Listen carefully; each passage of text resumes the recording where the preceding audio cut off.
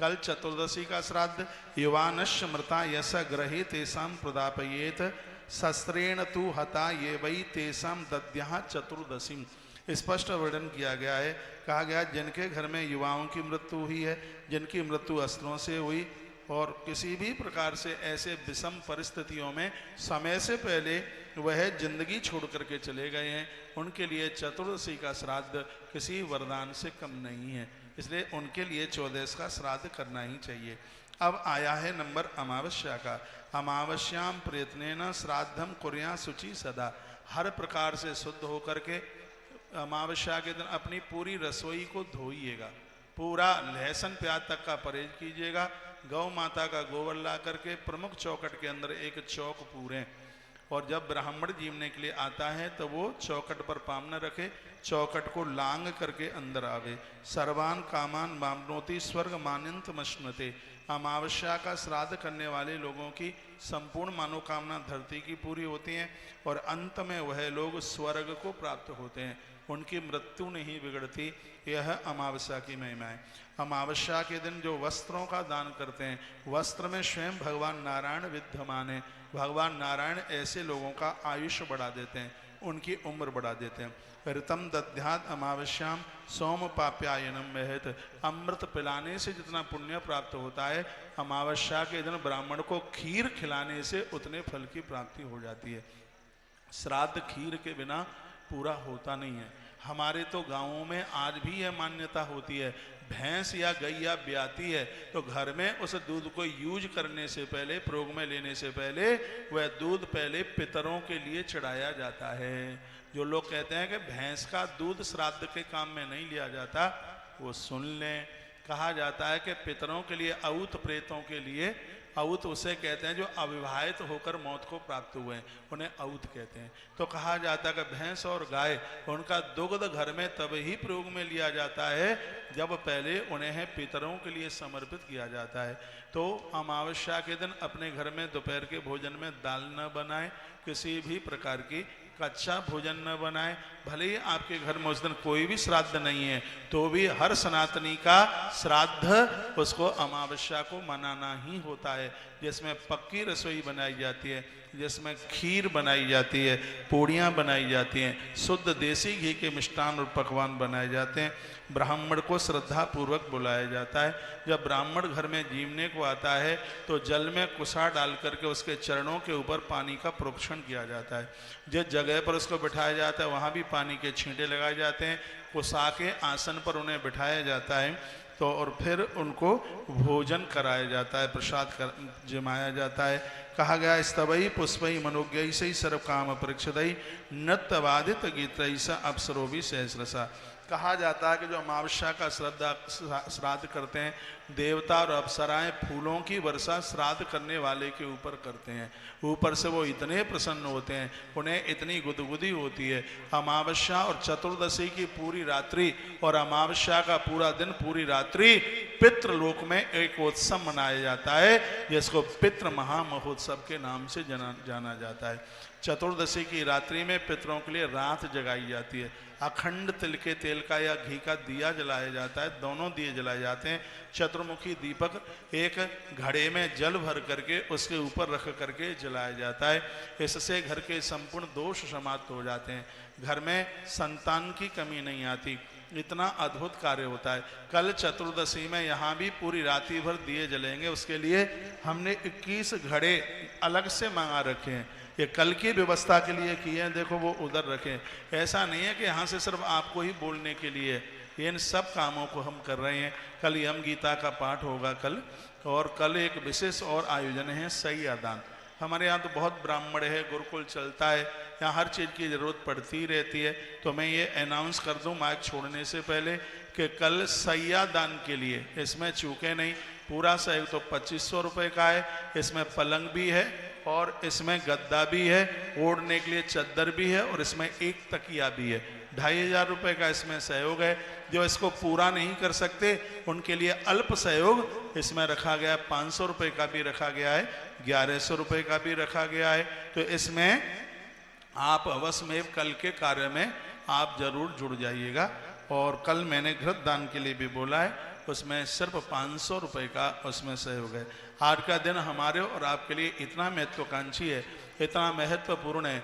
जितने भी मुझे सुन पा रहे हैं, आज मघा नक्षत्र के श्राद्ध से नहीं रुकिएगा, और आज जो महारुद्राभिषेक होने वाला है, दोनों की सहयोग राशि सिर्फ 2100 रुपया है, जिसमें संपूर्ण दिन का ये पूरा श्राद्ध वगैरह सब कुछ है। आश्रम के सभी नंबर चालू हैं और उन पर आप संपर्क करते हुए ये सौभाग्य कमाएं। जिनके यहाँ सूतक पातक चल रहा है, ब्राह्मण को जिमा नहीं पा रहे हैं, घर में कढ़ाई नहीं रखी है, वो आश्रम के नंबरों पर फ़ोन करें। इसलिए दुनिया की एक सर्वश्रेष्ठ गौशाला भारत माता की धरती पर उभरने के लिए जा रही है। मैं तो इन सभी ब्राह्मण देवताओं को कहूँगा, एक बार आप गौतीर्थ तुलसी तपोवन गौशाला आप जरूर आप पधारिएगा।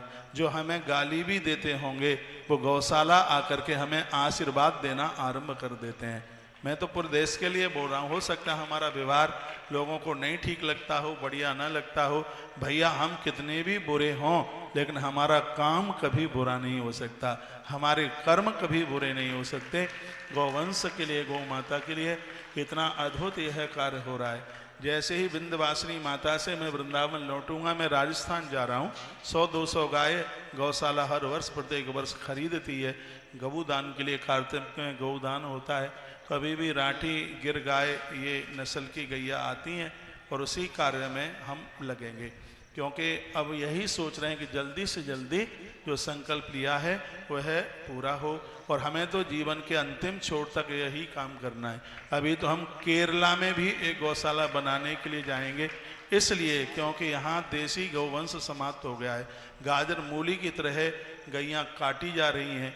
जहाँ जहाँ गौ माता का अभाव है, ये दास वहाँ पर गौ माता की स्थापना करेगा। इसके लिए भले ही हमें कितना भी संघर्ष करना पड़े, क्योंकि हमें तो ये पता लग गया है कि हमारा जन्म गौ माता के लिए ही हुआ है। इसलिए मेरा तो हर कार्य गौवंश के लिए समर्पित है। आज यहाँ श्री गया जी की धरती पर भी इतना बड़ा आयोजन हो रहा है, तो ये गौ माता की कृपा से ही हो रहा है। यदि गौ माता की सेवा हमारे पास न होती तो मैं तो कथा ही नहीं करता, क्योंकि ये मेरा पांडित कर्म नहीं है। मैं तो उत्तर काशी के कोने में बैठ करके भगवान का भजन करता। ये बनावटी बात नहीं है, ये बिल्कुल सही है।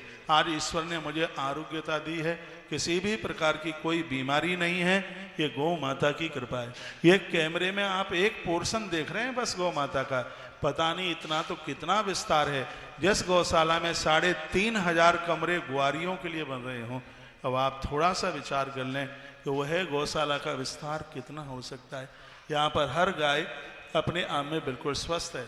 यहाँ तो गैया कोई बहुत ज़्यादा बूढ़ी हो गई है, वही अपना शरीर छोड़ती है, और गैया को ऐसे फेंक के नहीं आ जाते जैसे इंसान का अंतिम संस्कार होता है वैसे होता है।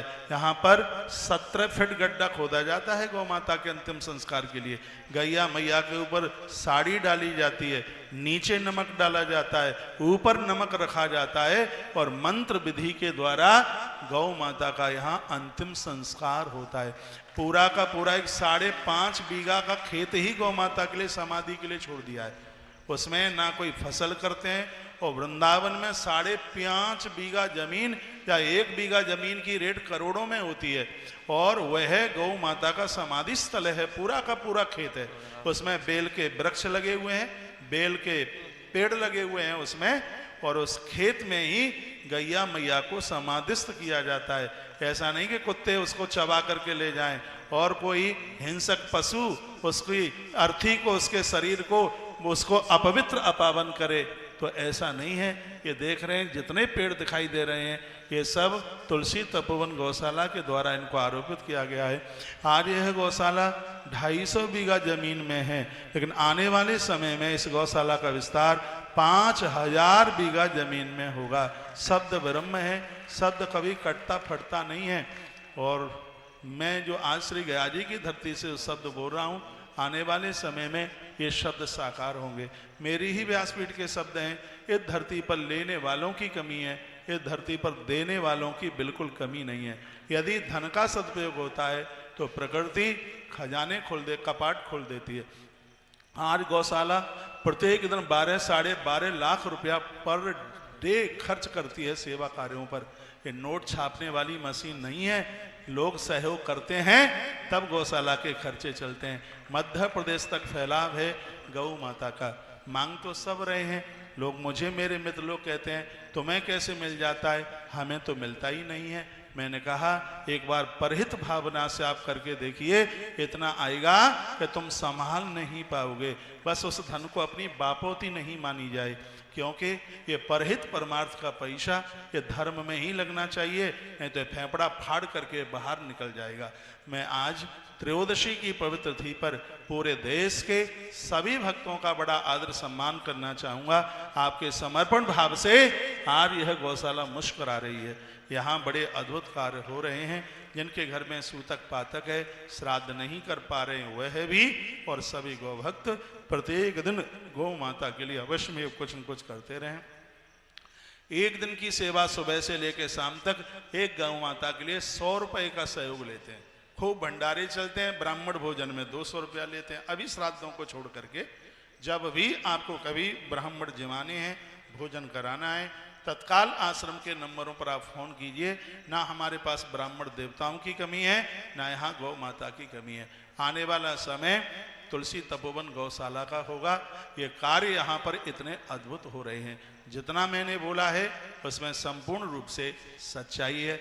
मैं माइक छोड़ने के लिए जा रहा हूँ। सगरे जजमान अपने ब्राह्मण देवताओं के भाल पर तिलक करते हुए, उन्हें दक्षिणा देते हुए, उनका हाथ मस्तिष्क, सिर पर और पीठ पर जरूर रखवाइए, क्योंकि अनुष्ठान में यदि कोई त्रुटि रह जाती है तो ब्राह्मण देवता के आशीर्वाद के द्वारा सब पूरा हो जाता है।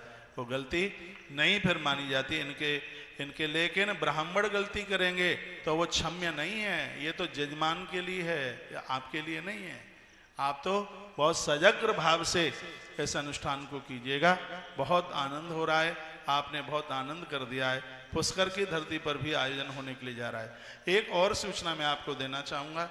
तुलसी तपोवन गौशाला एक ऐसी सामग्री, हवन सामग्री बनाने के लिए जा रही है, वो सामग्री बाजार में नहीं मिलेगी। इसमें कितना चावल चाहिए, कितना तिल चाहिए, कितनी खांड चाहिए, इसमें कितना घी चाहिए, तराजू से तौल करके ये सभी ये निर्माण हो रहा है। ये आप नवरात्रा में और यह आप दिवाली के 5 दिनों में, कल मैंने कथा में भी बोला है, इसी सामग्री को यूज कीजिए। इसके लिए अलग से कोई पैसा नहीं लिया जा रहा। माता विंध्यवासिनी के चरणों में जिनका अनुष्ठान बैठा है, 10 दिन के अनुष्ठान की सहयोग राशि सिर्फ 5100 रुपया ली जा रही है और उनके लिए यह हवन सामग्री निःशुल्क उनके घर तक भेजी जा रही है। अपना रजिस्ट्रेशन नंबर लिखकर और आपने पैसा जमा किया है तो वह शिल्प बैंक की और अपना पूरा एड्रेस पिन कोड के सहित आप भेजें, जिससे हम डाक निकालना शुरू कर दें।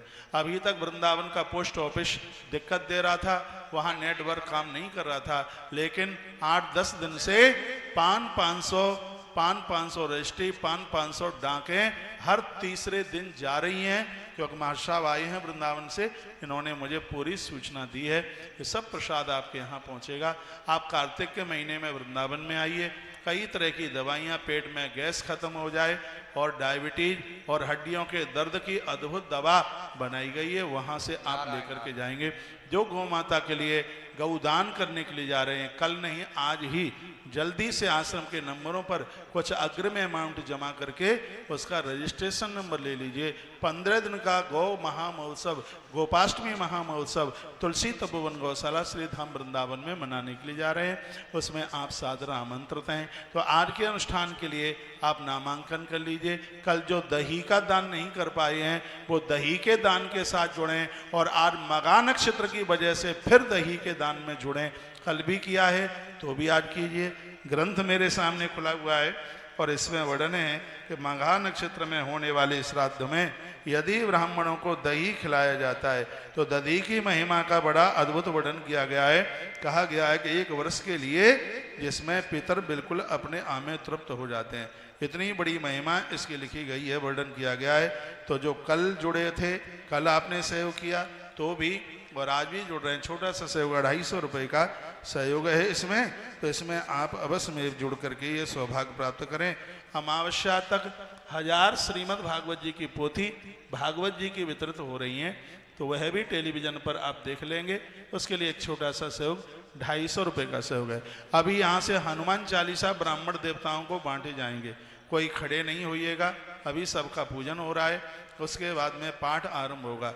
जो तुलसी वन आश्रम 1 लाख हनुमान चालीसा का वितरण कर रहा है, वृंदावन गोवर्धन जैसी जगह पर बहुत बड़ी संख्या में इनका वितरित हुआ है। आज जितने भी ब्राह्मण देवता यहाँ पर बैठे हुए हैं, और मैं कहूँगा कि आप बैठे रहेंगे, हनुमान चालीसा लेंगे। एक मैं ब्राह्मण देवताओं के बारे के लिए मैं निवेदन के साथ में एक बात कहूँगा। जो ब्राह्मण बंधु किराए से रहते हैं और पैसा तो लगता ही है और बड़ा मुश्किल होता है विद्या के लिए, यदि आपकी दृष्टि में ऐसा कोई ब्राह्मण देव है जो अपने भोजन की व्यवस्था नहीं कर पा रहा है, तो दोपहर का भोजन 11 बजे और शाम का भोजन 7:30 बजे तुलसीवन आश्रम में होता है। निःशुल्क ब्राह्मणों के भोजन की व्यवस्था होती है।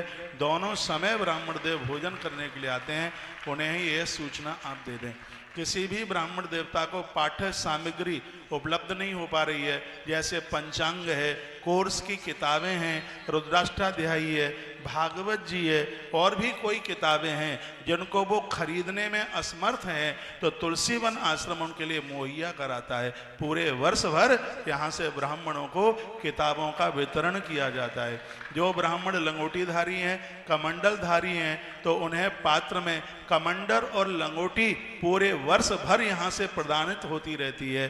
तो जब भी जरूरत पड़ती है तो आश्रम में आप संपर्क करते रहें। मैं तो कहूँगा 365 दिन आप भोजन आश्रम में, ये उनके लिए जो ब्राह्मण अनुष्ठान नहीं कर पाते हैं, उनके लिए जो वृंदावन में पढ़ रहे हैं, पैसा की व्यवस्था है नहीं, किराए पर रहते हैं, भोजन की व्यवस्था कर नहीं सकते, ये उनके लिए आश्रम ने ऐसी मुहिम चलाई है। जो हर महीना 50,000 रुपया कमाते हैं, ये मुहिम उनके लिए नहीं है। जो सच में वहाँ भजनानंदी हैं, ऐसे संतों के लिए भी व्यवस्था की गई है। पढ़ाई के लिए आए हैं, ये उनके लिए। पूरे दिन भर गुटखा खा करके मटर गश्ती, गले में टाई बांधकर सूट बूट में घूमते हैं, ये उनके लिए नहीं। माथे पर त्रिपुंड, धोती कुर्ता पहनकर, गले में कंठी और तुलसी उनको होती है। हम तो उनके चरण धोते हैं प्रत्येक दिन, उन्हें वंदन करते हैं। उनके लिए तुलसीवन आश्रम में लगभग 2-2.5 वर्ष हो गए इस व्यवस्था को, और बहुत ब्राह्मण भोजन के लिए आते हैं। आपकी दृष्टि में यदि कोई ऐसे ब्राह्मण देवता हैं, तो मेरी कही गई बात यह उनको बिल्कुल जानकारी दीजिए। बहुत बहुत धन्यवाद। 1-1.5-2 मिनट आचार्य जी पेटीएम नंबर दे रहे हैं, आर के अभिषेक के बारे में बोल रहे हैं, और उसके तत्पश्चात फिर यह कार्य अपनी गतिविधि की तरफ होगा। शाम की पूजा ठीक 7 बजे पूरी हो जाएगी। बाहर टेलीविजन पर सुनने वाले महानुभाव 7 बजे से पहले आश्रम के नंबर पर कांटेक्ट करते हुए आर की संपूर्ण पूजा 2100 रुपये का सहयोग, सैयादान संपूर्ण के लिए 2500 रुपया, और उसमें अंश सहयोग के लिए 500 रुपया। कल के लिए घृतदान 500 रुपया। परसों के लिए नमक दान, रामरस दान का जरूर कीजिए, परसों रविवार भी है, ये तो दोनों ही बातें हैं, उसमें भी सिर्फ 500 रुपये का सहयोग है। और परसों के दिन कपड़ों के सहित परसों की पूजा जो है 2500 रुपये का सहयोग है। और भी आप ज़्यादा कर सकते हैं और करना ही चाहिए। मैं कहूँगा आज की पूजा, कल की पूजा और परसों की पूजा, तीनों पूजाओं के लिए 5500 रुपये का सहयोग है। तीनों दिन की पूजा के लिए एक साथ आप 5500 रुपये का सहयोग करते हुए और ये सौभाग्य कमा लें। बहुत बहुत धन्यवाद, आपने हमें पूरा सुना। अगली आवाज़ आचार्य जी की आप सुन रहे हैं, माइक में हाथ ले लीजिए। मैंने सब ये ग्रंथ के साथ आपको ये सब बातें कही गई हैं। मैं एक बार कहूँगा, एक दिन मैंने यहाँ से साड़ी के लिए अनाउंस किया है, सर्वदेव मयम वासो सर्वदेवस्व विष्णुतम, वर्णन किया है। जो लोग नहीं सुन पाए थे, अब जिन्हें पता चला है, अमावस्या के दिन यहाँ के स्थानीय पंडा हैं, वहाँ पर साड़ी का वितरण होगा, तो उसके लिए भी 350 रुपये का सहयोग है। और आप चाहें तो 50 रुपया उसके ऊपर दक्षिणा रखने के लिए इस तरीके से वो 400 रुपये का सहयोग है। इस सेवा में भी आप जुड़ सकते हैं। 3 साड़ियों के लिए दक्षिणा सहित सिर्फ 1100 रुपये का सहयोग है। इस सेवा में जुड़कर आप अपने जीवन को कृतकृत कर लीजिए, धन्य धन कर लीजिए। आज भगवान श्री कृष्ण की बाल लीलाएं, गोवर्धन पूजा के साथ कंस के उद्धार तक की कथाएं होंगी। यदि आप स्थानीय यहाँ लोग पहुँच गए हैं तो यहाँ पहुँच करके ही आप कथा सुनिएगा। एक बार कहूँ, जिन्हें अपने पूर्वजों की फ़ोटो दिखाई नहीं दी है तो जो ग्रुप बनाया है उसमें एक बार आप अपनी तरफ से फ़ोटो भेज दीजिएगा, फिर हम यहाँ फ़ोटो को मिलान करते हुए यहाँ से वीडियो बनाकर आपके पास भेज देंगे। यहाँ का कार्यक्रम कैसा चल रहा है, एक बार आप अवश्य में हमारे आईडी पर व्हाट्सएप पर मैसेज लिख करके भेजिएगा। अभी मैं 4 वीडियो रिकॉर्ड करके आया हूँ। एक में घट स्थापन का मुहूर्त, कितने ब्राह्मण अनुष्ठान में, नवरात्रि के अनुष्ठान में बैठाएं, पूजा की थाली कैसे पूरी करें, ये सब उसमें जानकारी दी गई है। नवरात्रा के अनुष्ठान में क्या क्या चीज़ होनी चाहिए, एक वीडियो उसके लिए डाली गई है। तत्पश्चात ग्रहण को लेकर के बहुत बहुत जानकारी लोग मांग रहे हैं। क्या 21 तारीख को ग्रहण है, तो सबसे पहले तो मैं आपको कह दूं, ग्रहण जब पड़ता है तो वो बहुत कष्टदायी होता है। चलो ठीक है, उस समय दान पुण्य करें, भजन करें, वो तो अनंत गुना फलदायी हो जाता है, लेकिन किसी भी देश और दुनिया के लिए ग्रहण पड़ना कभी शुभ नहीं होता। ग्रहण पड़ने से पेड़ों की मौत होती है, ग्रहण पड़ने से पशु पक्षियों की मृत्यु होती है, और ग्रहण पड़ने से मनुष्यों की उम्र कम होती है ग्रहण पड़ने से। इसलिए तो ग्रहण काल में दान पुण्य ज़्यादा करते हैं, भजन ज़्यादा करते हैं कि हमारा आयुष कम न हो। तो ये दुर्भाग्य की ही बात है कि अब के बार श्राद्ध के शुरू होने से भी पहले ग्रहण, और श्राद्ध को पूरा होने पर भी ग्रहण लग रहा है। ये बिल्कुल भी ठीक नहीं है, ये बिल्कुल भी बढ़िया नहीं है। हम राष्ट्र की धरती की सुरक्षा के लिए इन दिनों में भजन, पूजा पाठ, दान वगैरह करते रहें तो ज़्यादा अच्छा है। ठीक है, 21 तारीख का ग्रहण भारत में तो नहीं है, लेकिन और देशों में तो है। अपना भारत तो वसुधैव कुटुंबकम नाम की संस्कृति के साथ जीता है। भारत ने तो संपूर्ण जगत को अपना परिवार माना है, और किसी के लिए भी कष्ट हो तो भी वो कष्ट हमारा ही है। भले ही भारत में ग्रहण नहीं है, भले ही भारत के मंदिर बंद नहीं होंगे, पूजा पाठ के ऊपर कोई पाबंदी नहीं होगी, फिर भी 21 तारीख को आप सूर्य देवता का जप जरूर करें। मंत्र है ओम ह्राम ह्रीम ह्रोम सह सूर्याय नमः। ना कोई सूतक है, ना कोई पातक है, लेकिन फिर भी समग्र समूचे विश्व के कल्याण के लिए आप भजन करें, यजन करें, प्रभु का नाम लें। हो सके तो तीर्थ प्रवर कुरुक्षेत्र की महिमा सुने। उस दिन मैं भी आपको कुरुक्षेत्र के बारे में मैं आपको सुनाऊंगा। एक बार मैं फिर कहूँगा, इस ग्रहण की कोई भी छाया तक नहीं है भारत की भूमि पर, लेकिन दुनिया के और 7 देशों में ये ग्रहण है। लेकिन पूरे जगत के कल्याण के लिए, किसी को कोई कष्ट न हो, कोई परेशानी न हो, तो 21 तारीख को आप भी भगवान नारायण का जप करना, सूर्य देवता को अर्घ देना, सूर्य देवता का मंत्र जप करना। बहुत बहुत धन्यवाद। माइक छोड़ रहा हूँ ये कहते हुए सभी ब्राह्मण देवता अपनी अपनी जगह पर आकर के बैठ जाएं। सब अपना अपना कार्ड पास में रखिए। मैं आपके बीच में आ रहा हूँ, किसी को भी मैं आपका कार्ड निकालने के लिए बोलूँगा। कार्ड के ऊपर यजमान का नाम, कार्ड के ऊपर रजिस्ट्रेशन नंबर और आपका नाम सब कुछ पड़ा हुआ है। मुझे ज़्यादा देर तक खड़ा ना होना पड़े, एक एक ब्राह्मण के पास आ रहा हूँ आपका कार्ड देखने के लिए। आचार्य जी बोलिए, एक बार जयकारा लगाइए, बोलो बांके बिहारी लाल की जय, गदाधर नाथ भगवान की, आज के आनंद की, गैया मैया की। मुझे विश्वास है कि मघा नक्षत्र में आप गौ माता के लिए सहयोग जरूर करेंगे।